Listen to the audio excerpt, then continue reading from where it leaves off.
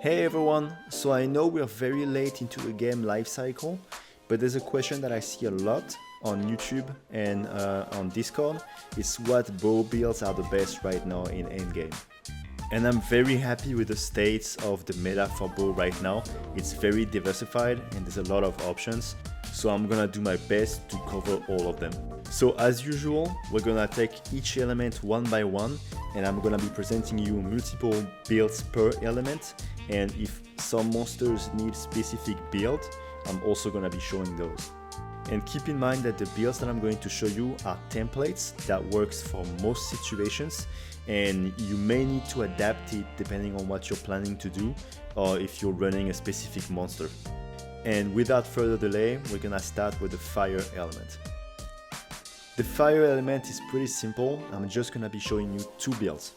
The first one will be a comfort version of the fire build, and the second one will be a higher DPS fire build. And without any surprise, the comfort version of this build will be including 4-piece Fatalis, and you'll be seeing this one coming back a lot. 4-piece Fatalis is extremely flexible, and it gives you health boost 3 and extended stamina.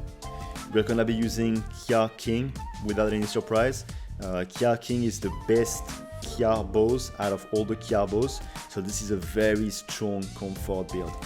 Now this is the highest DPS version of this build. If you want more comfort, you can replace, for example, the refresh and attack decoration with refresh and physique to get constitution 4. And the two utility skills that I think are the most valuable are Shaver, of course, and Flinch Free. If you play multiplayer, I absolutely recommend you to use Flinch Free 1 to avoid being flinched by everyone. So if you want Shaver and Flinch Free, the first skill you should replace in this build is the second Force Shot decoration, and then the second Spread decoration.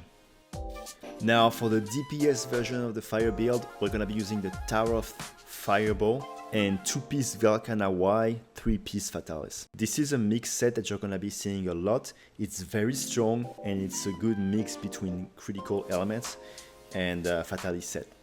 With this set, you'll be doing about the same raw damage as the previous set, but you'll be doing a lot more elemental damage. Now, Kia King being so good, this is actually the only element where the comfort build is extremely close to the DPS build.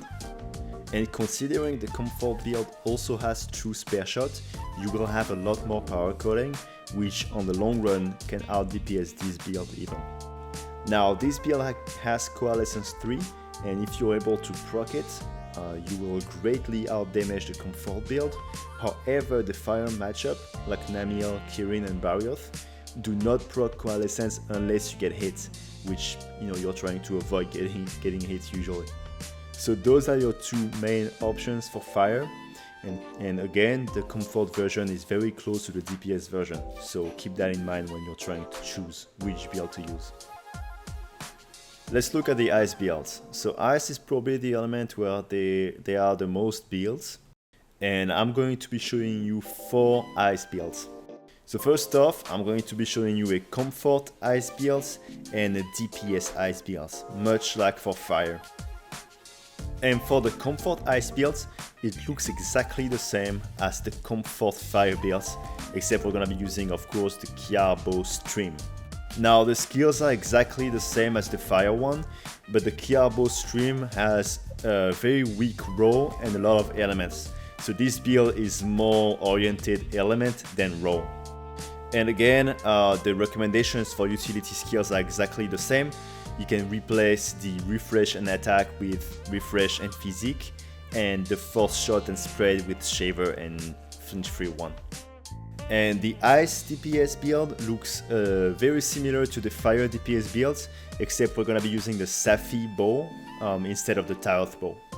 Let's quickly compare both DPS set and the comfort set again.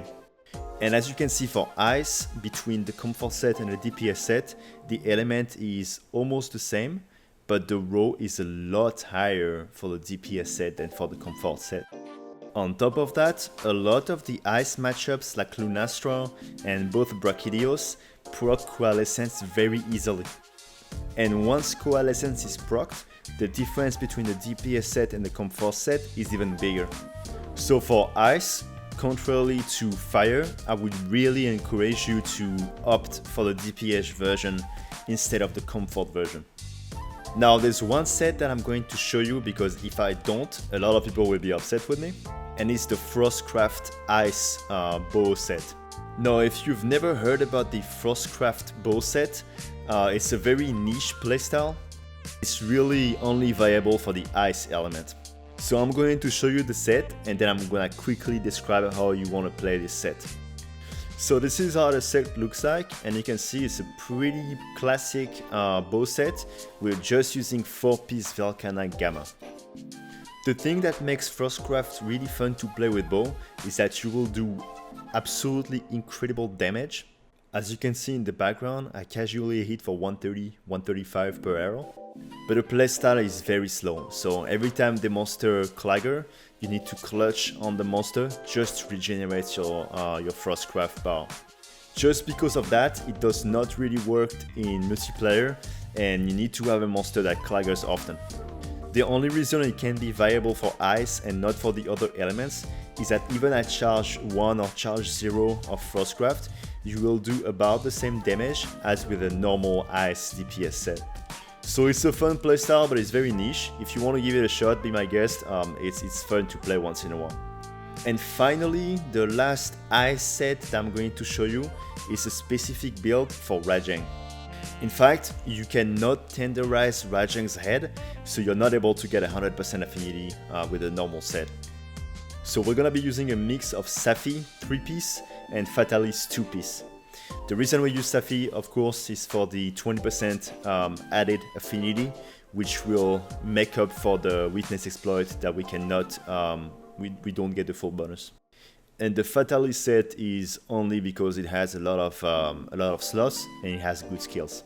I would recommend to slot in Tremor Resist 1 because it makes punishing the punches and the body slam a lot easier and a lot safer. So that's it about ice. We're gonna take a look at the water builds now, and it's a lot simpler than ice. So for water, we're only gonna have 2 builds. We're gonna have a Comfort build and a DPS build. So for the Comfort build, we're gonna use the Safi Water Bowl with the Velkhana Essence. This will let us have Fatalis 4-piece and still have critical element. Even though you lose the 1 elemental awakened for the Velkhana Essence, this is still a very solid build that does a lot of roll damage and a very decent amount of elemental damage as well. And for the DPS set, once again, we're gonna have the Safi Bow and the 2-piece Velkhana Gamma, 3-piece Fatalis. This is a very solid set. So once again, let's compare the damage between the Comfort and the DPS set. And you can see for water it's fairly close, and the Comfort set also has true spare shot. So for most of the water matchup, you can actually use the Comfort set without losing too much damage. Now there are some sets like Teostra where proccing Coalescence is extremely easy, in which case the DPS set gains a huge advantage both in row and element. So for Teostra specifically, I would suggest that you use the DPS set that has Coalescence 3. Alright, now let's take a look at the Thunder builds. And for Thunder, I'm gonna go pretty fast over this. It's pretty simple. We have a Comfort build and a DPS build again. And similarly to Water, we're gonna use the Safi Thunderbow with the Velkhana Essence. This build is the exact same as for Water, so I'm not gonna talk about it too much. And I'm gonna quickly move on to the Thunder DPS set. So for this one, we're gonna use the Taoth Thunderbow, and it has a lot of element. And it's a good thing because a lot of the Thunder matchups like Gold Wrathian or Nagakuga are very weak to element, so this bow is excellent for their fights. Okay, Thunder was pretty easy, so we're gonna move on to Dragon. And again, there's gonna be 2 builds, one for Comfort, one for DPS. And for Comfort, since we want critical element, we're gonna have to use the Kiarbo Decay with the 4-piece Fatalis. And this looks very similar to other 4-piece Fatalis sets, so it's a very solid set that does a lot of raw damage and decent element. However, for the DPS version, we're able to use the Alatrion bow, which is an insane bow. To put it simply, the Alatrian bow is literally the best bow for elemental damage out of all the elements. If we compare one more time the damage one more time, you can see that the Alatrian bow not only does more raw damage than the card decay, but does a lot more elemental damage than the card decay on the comfort set. And that is without coalescence.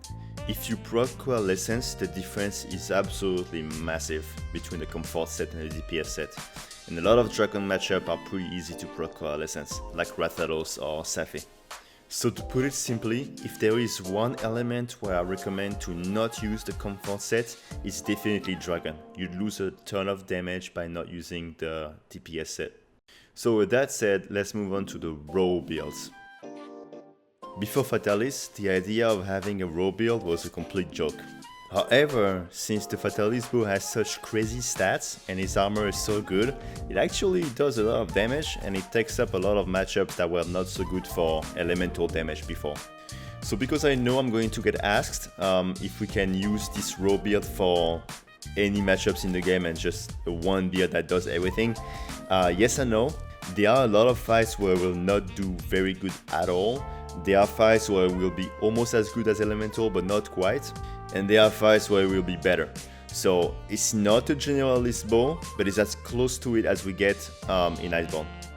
So the first build I'm going to show you is the classic raw build, and it looks like this. And please know that if you want to add utility to this build, the first thing that should go is the dragon decorations.